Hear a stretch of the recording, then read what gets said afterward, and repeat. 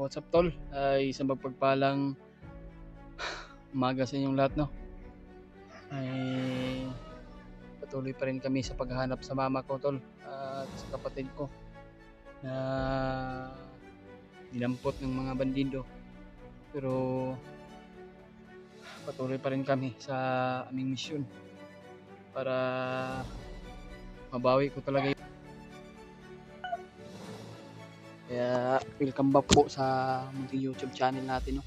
Julius Adventure, nagbabalik na naman. Kaya ngayon lang po kami nakapag-video mga tol dahil mataas yung pinaglalakbay namin at ilang bundok namin na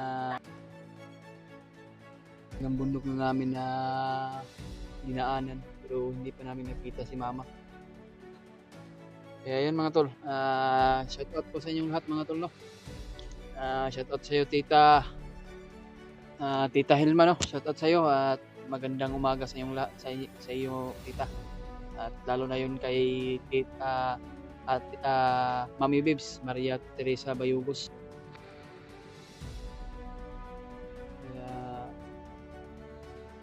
At kay Ate Zigler, shout out sa iyo Ate Zigler.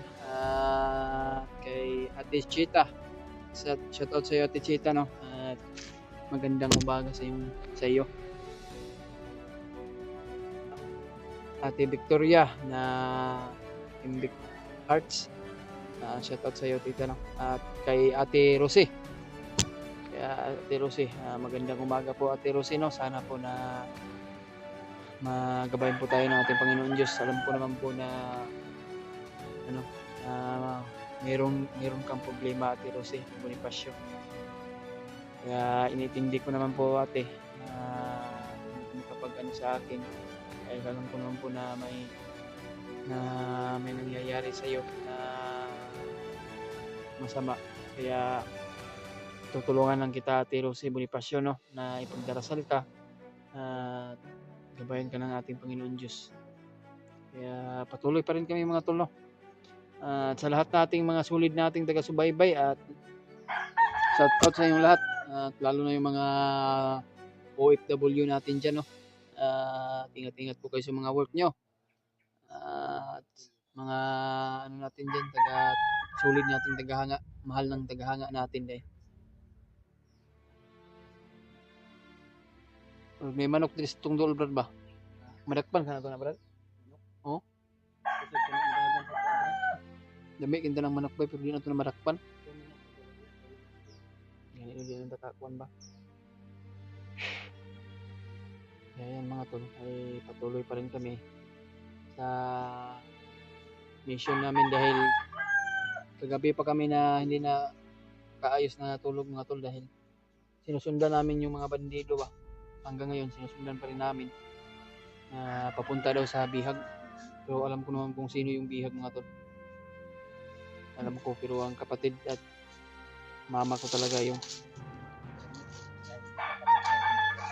Kaya ngayon tol, hindi ko talaga papatawarin yan ang nagdukot sa mama ko tol. Kasi sobrang alala ko talaga sa mama ko mga tol.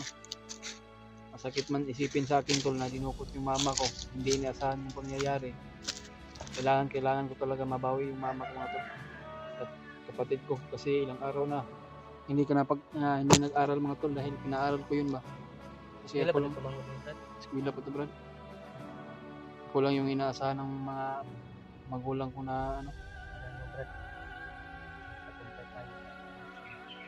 kaya ang atin lang brad, magdasal lang tayong palagi, hindi tayo mawala ng pag-asa. Sino nag-driver sa kaya nga nagtataka kasi kaya nga no, kahit saan tayo pumunta hindi naman yung last na sinabi ng bandido, ano yung sinabi niya last na sinabi sa'yo? Yata tingnan daw natin yung alaga natin sa pasabot pa, sa ating mga alaga yung nag-traitor. Dahil sila yung nakakaalam kung saan tayo pumunta, di ba? Kaya nga. Buti na lang, hindi ko sinabi sa kanila. Nagtataka ko, sino may cellphone sa kanila? Si Adrian at si Gerald. Tinawagan ko si Adrian kagabi, hindi makontak. Si Gerald, hindi rin makontak. Kaya nga. Kailangan na din natin na malaman kung sino nag-traitor sa atin. Malalaman din natin. Tingnan natin. Hindi ko papatawarin.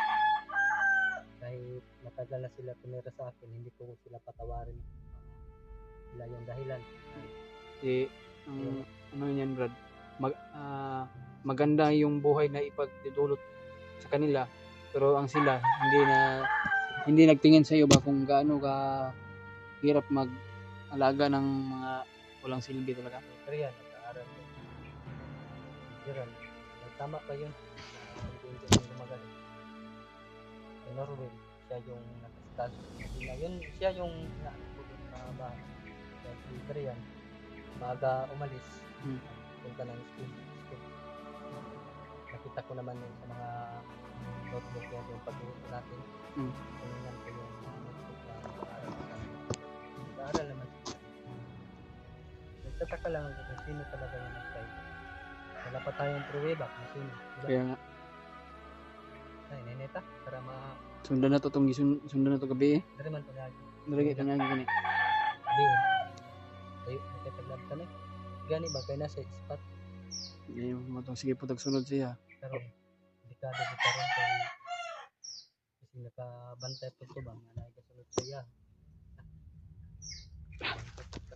Madal, alis mo na kami.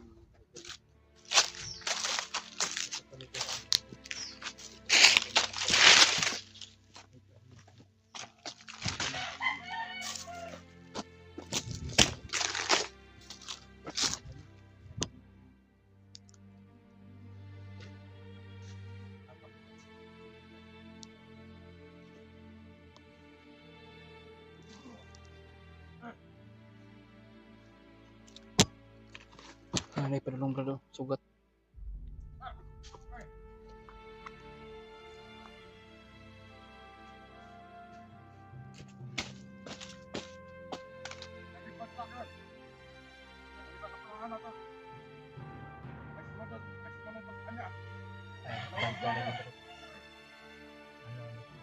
Ganun no.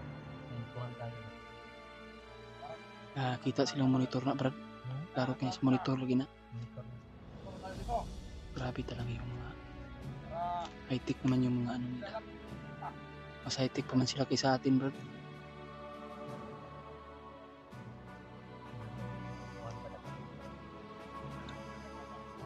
Kaya alam ko naman yung may monitor sila. Yung sa isa nating mga alaga natin, Brad. Parang tinitingnan yung mga ano natin. Yung mga galawan natin ba kung saan tayo sa area. Bukas pag malalaman nila saan tayo, sabihin balikan ka praktik na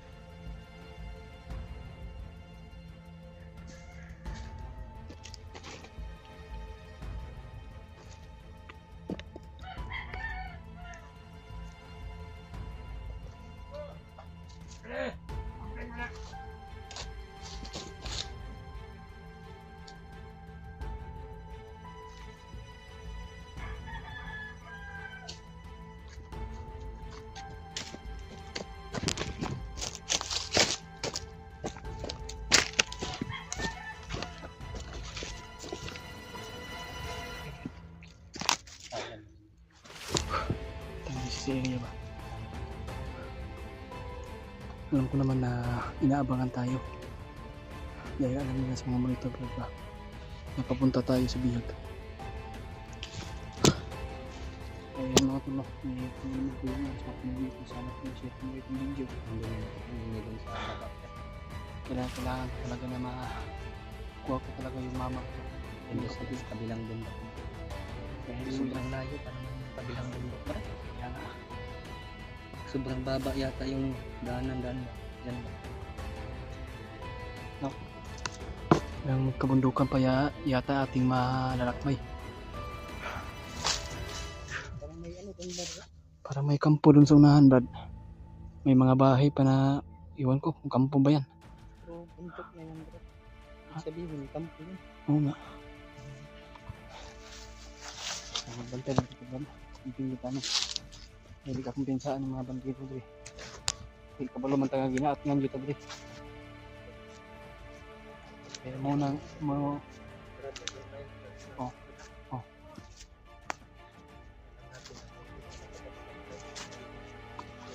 Parang kampo yun, no? Yun, no? Kampo na ba? Klaro kayo. Hindi ko matulog yung punta namin yung Brad Julius natin. Napakalayo. Sobrang layo pa ito mga tol. Ayaw, mali.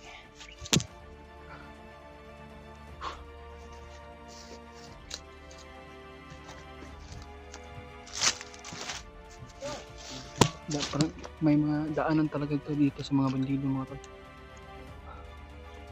May mga kanya-kanya sila mga ano.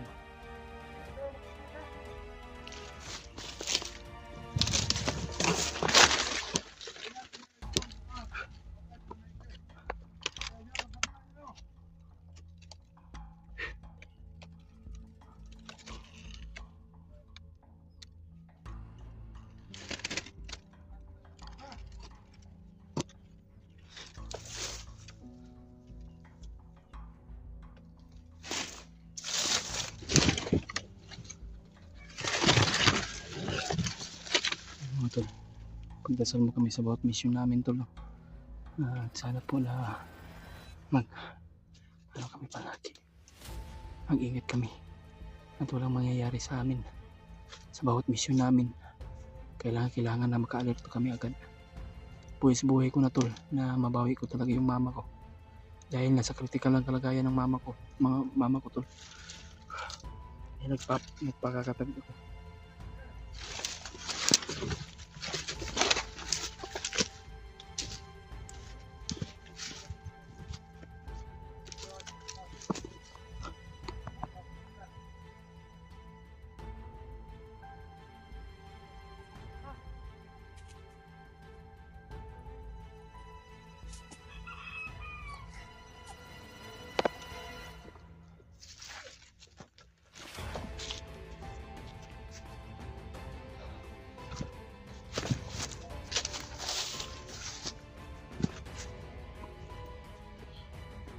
Patay oh.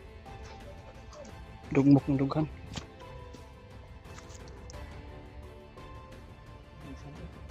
May isa.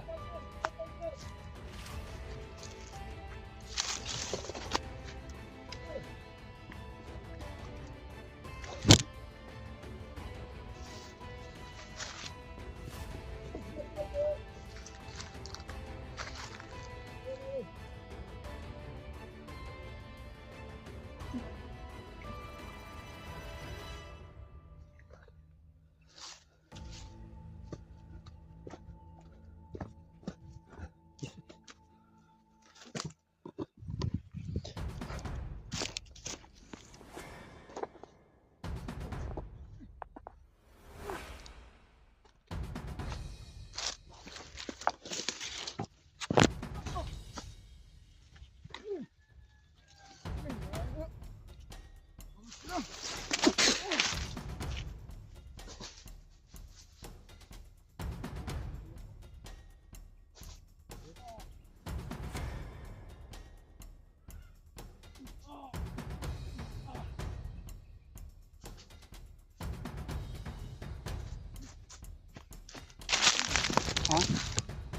Ay.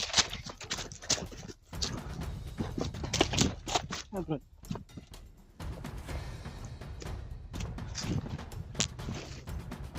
May kampo. Kampo na ba no? May kapit sa bro. Masing tao na bro.